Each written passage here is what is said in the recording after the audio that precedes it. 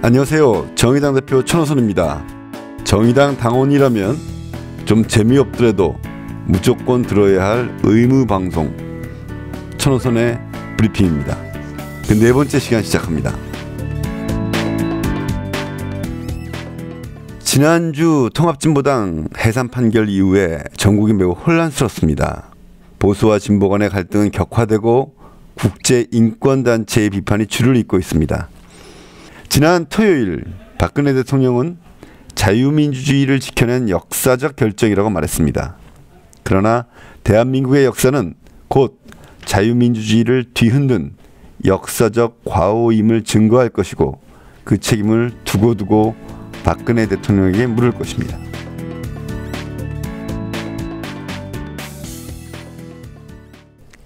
통합진보당 해산과 관련된 말씀 먼저 드리지 않을 수 없겠네요. 정말 헌정사상 초유의 사태입니다.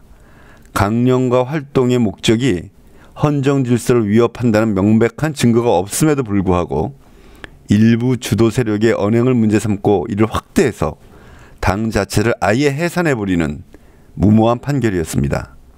세계의 조롱거리가 되고 또 헌정사의 오점으로 남을 것입니다. 유신시대와 박정희 전 대통령에 대한 역사의 엄중한 평가를 박근혜 대통령은 잊지 말아야 할 것입니다.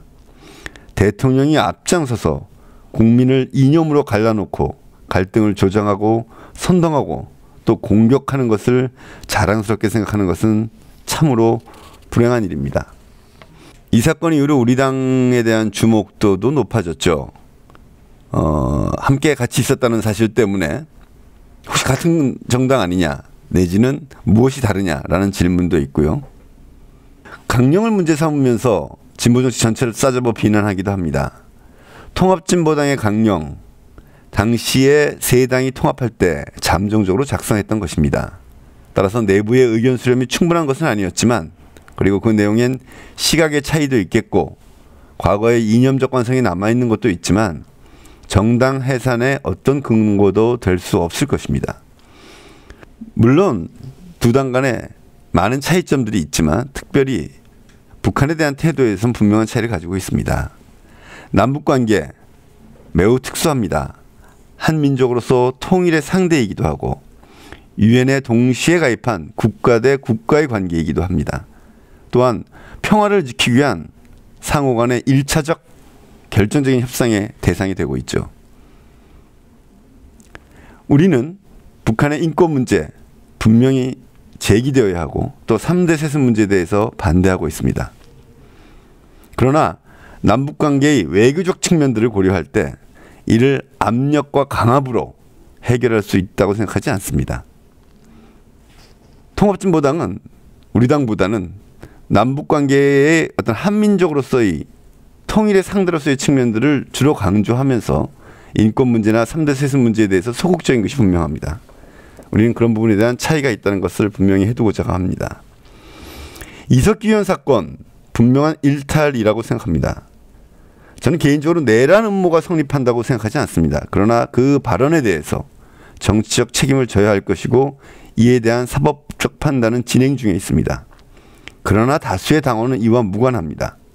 따라서 이것을 이유 삼아 정당을 해산시킨다는 것은 올바르지 않다고 생각하고 있습니다. 앞으로 문제입니다. 이석기 의원 사건과 아무 연관이 없는데도 단지 통합진보당의 당원이었다는 이유로 받게 될 수만 당원들의 상처와 불이익이 너무 큽니다. 한 보수단체가 통합진보당 당원을 전원 고발했습니다. 이정희 대표에 대한 국가보안법 위반 수사에도 들어갔다고 합니다. 법무부와 검찰당국은 이 사건으로 공안정국을 만들겠다는 생각이 있다면 이를 포기해야 할 것입니다. 우리 당은 우리 당의 길을 갑니다. 이 사건 때문에 우리가 달라질 것은 없습니다. 우리 당은 이미 진보정치의 새로운 10년을 시작했습니다. 과거의 이념적 한계를 뛰어넘은 새로운 국가 비전을 수립해 나가고 있고 당내 민주주의가 자리 잡았습니다. 더 큰 정의당으로 나가겠다는 노력 변함없이 추진해 나갈 것입니다.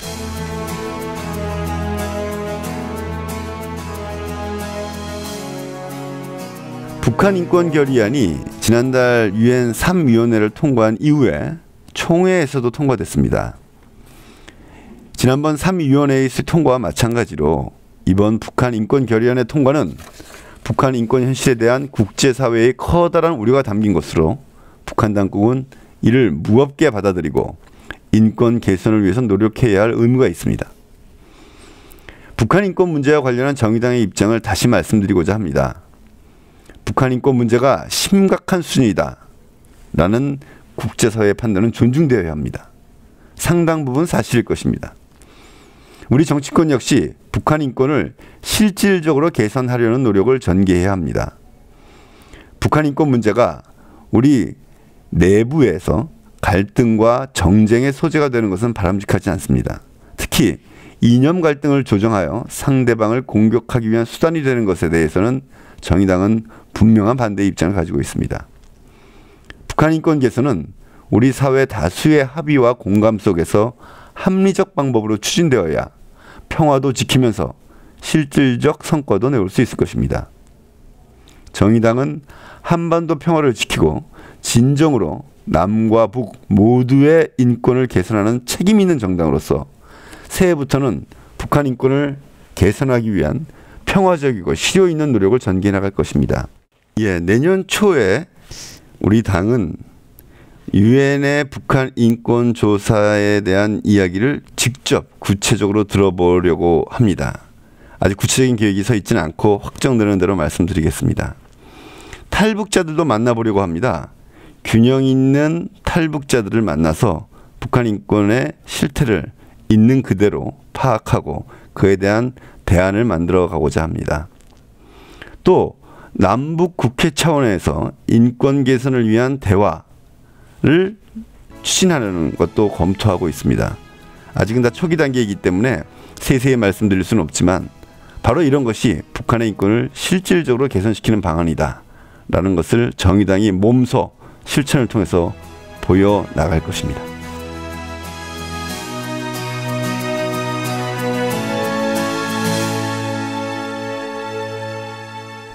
최근의 현안에 대해서 두 가지 말씀드리고자 합니다. 하나는 여러분들도 대개 아시겠지만 한국수력원자력, 줄여서 한수원이라고 부르죠.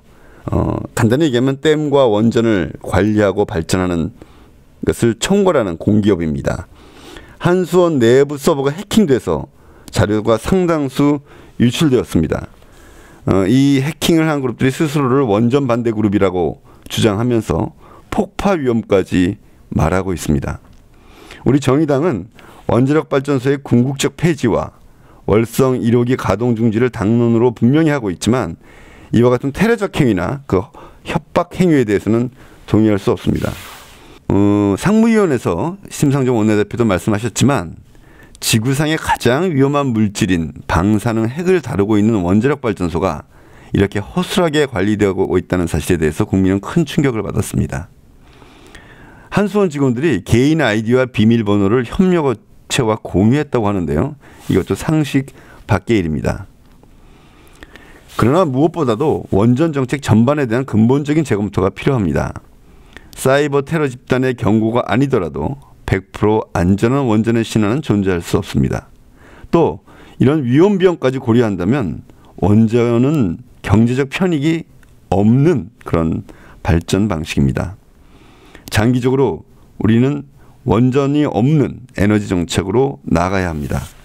아시다시피 우리 당에는 탈핵 에너지 전환 특위가 있습니다.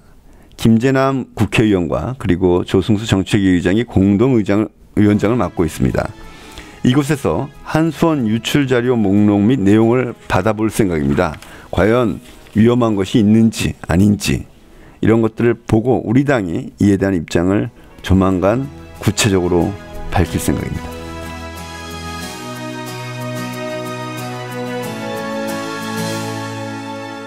아마 이 방송을 여러분께서 들으시는 시점에서는 이미 끝난 뒤겠습니다만 새정치민주연합과 우리 당이 국회에서 월요일 오후 2시에 선거제도 개혁 무엇을 어떻게 할 것인가를 놓고 공동 토론회를 개최합니다.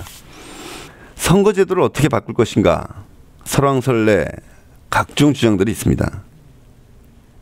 그리고 이것을 오로지 당리당략으로만 치부해버리는 그런 시각도 있습니다. 그러나 무엇보다 중요한 원칙은 국민의 민심이 제대로 반영되고 사표가 최소화되는 것일 것입니다. 그러나 선거제도는 정말 고치기 어렵습니다. 정치의 기득권 그리고 후진 정치의 생존의 근거가 되는 것이 바로 우리나라의 선거제도 때문입니다. 우리나라에는 246석의 지역구가 있고요.